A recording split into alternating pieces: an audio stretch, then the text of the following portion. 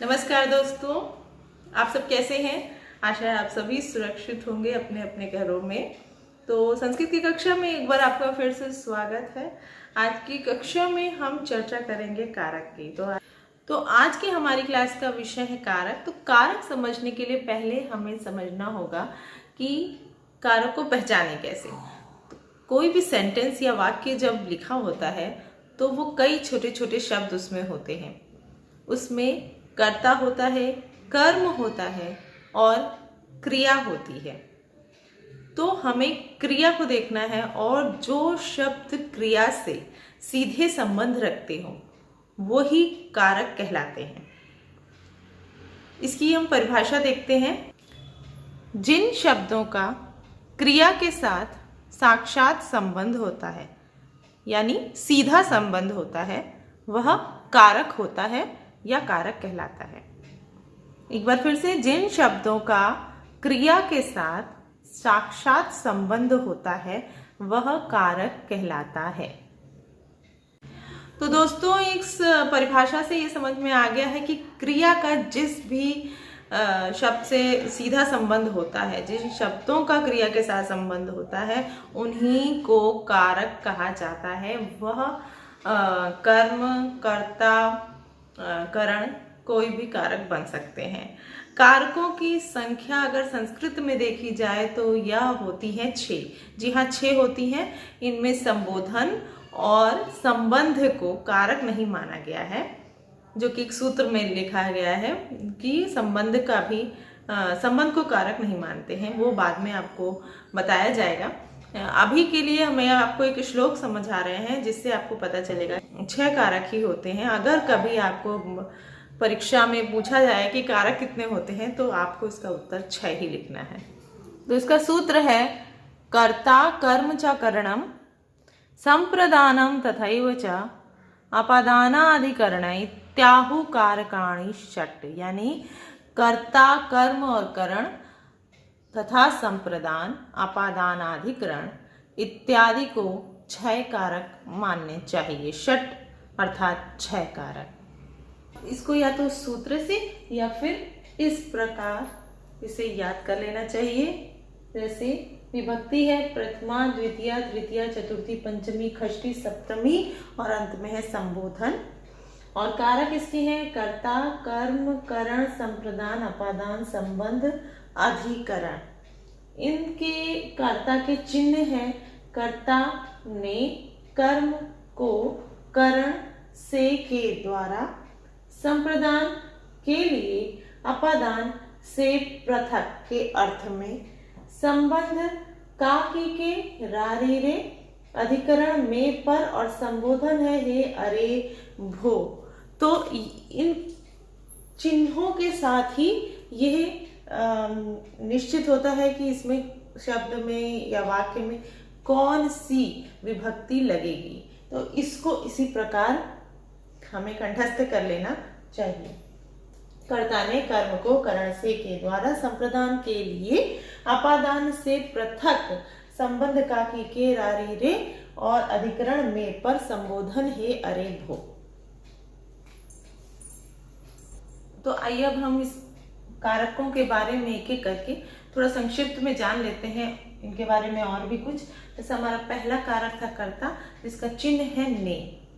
तो कहीं कहीं पे ने नहीं भी दिखाई देगा, लेकिन इसको पहचानना आसान हो जाता है क्योंकि इसे जैसे एक उदाहरण में देखिए गच्छति लिखा है। अगर हमने यहाँ पे ये क्रिया लिख दी है, गच्छति एक क्रिया है यानी जा रहा है, जाने की क्रिया को गच्छति कहते हैं। ये हो गई एक क्रिया। अब ये हमारा परिभाषा क्या कहता है कि क्रिया से जिसका संबंध हो, सीधा संबंध हो। तो यहाँ पर हम क्या लगा देंगे, किसी का नाम लिख देते हैं, जिसका भी नाम लिख दें। रामः हमने लिख दिया, रामः गच्छति। रामः गच्छति यानी क्रिया कौन कर रहा है, राम कर रहा है। जाने की क्रिया से किसका सीधा संबंध है, राम का संबंध है। तो ये राम जो हो गया हमारा हो गया कर्ता। ये कर रहा है कार्य को, इसलिए कर्ता हो गया। तो जो भी कर्ता होता है किसी भी वाक्य में वो हमेशा प्रथमा विभक्ति में ही लगेगा। प्रथमा विभक्ति ही उसकी होगी, वो चाहे एक वचन हो, द्विवचन हो, बहुवचन हो। प्रथमा विभक्ति का ही एक वचन, द्विवचन, बहुवचन जो कि हम पढ़ भी चुके हैं वो होता है।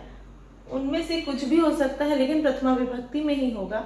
इन कर्ता के ज्यादा रूप भी नहीं, जैसे कि ये प्रथम पुरुष, मध्यम पुरुष या अन्य पुरुष में ही हो सकते हैं।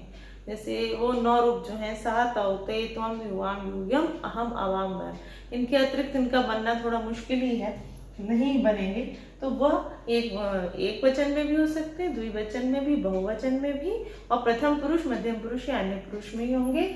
और हमेशा कर्ता जो कार्य करने वाला होता है वह प्रथमा विभक्ति में ही होता है। इसको पाणिनि ने इसीलिए स्वतंत्र कर्ता भी कहा है, क्योंकि कर्ता जो है वो स्वतंत्र है, वह कुछ भी कर सकता है। ठीक है, इस कर्ता के हिसाब से ही हमारी क्रिया का विभक्ति लगेगा। तो यहाँ पर प्रथमा विभक्ति है अन्य पुरुष की, उसी के हिसाब से गच्छति हो गया कि राम जाता है। तो हमारा दूसरा कारक है कर्म कारक, जिसका चिन्ह है को। इसको समझने के लिए वाक्य में जब हम हिंदी में बोलेंगे तो इसमें को छुपा होगा या लिखा होगा। जैसे उदाहरण है, वह भोजन को खाता है, वह विद्यालय को जाता है, राम पानी को पीता है, रमा घर को जाती है। ऐसे वाक्य होंगे। अधिकांशतः हम लोग को नहीं लगाते हैं, हम लोग बोलते हैं रमा घर जाती है, राम विद्यालय जाता है, मोहन खाना खाता है। तो यहाँ पर एक सूत्र है जिससे द्वितीय विभक्ति यानी कर्म कारक लगता है। जो सूत्र है वो है कर्तु रीप्सित तमम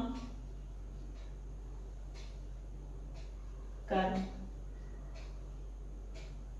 ये सूत्र है, इसका मतलब है कर्तुर कर्ता, जिसको बहुत ईप्सित यानी बहुत इच्छा से, उसको बहुत चाहता है जिस चीज को करने को, वहां पर उस शब्द में द्वितीय विभक्ति होगी। कर्मणि द्वितीया, ये दूसरा सूत्र है। यहां पर है कि जो कर्ता कर्म में जिसको बहुत इच्छा से चाहता है, ईप्सित तमम, जिसको बहुत इच्छा है वही कार्य करने की, वहां पर कर्मणि द्वितीया, उस कर्म में द्वितीया होगी। इस 2 सूत्र हैं ये पाणिनि ने 2 सूत्र दिए हैं द्वितीय विभक्ति करने के लिए। जैसे कि उदाहरण में अभी हमने लिखा रामः गच्छति, तो यहाँ प्रथमा हुआ, राम जाता है। लेकिन आप पूछे कि इसका कर्म क्या है, ये तो कर्ता हुआ और यह क्रिया हुई, कर्म नहीं है।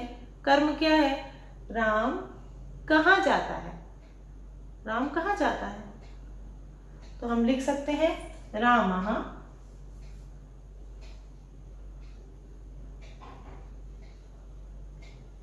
विद्यालयम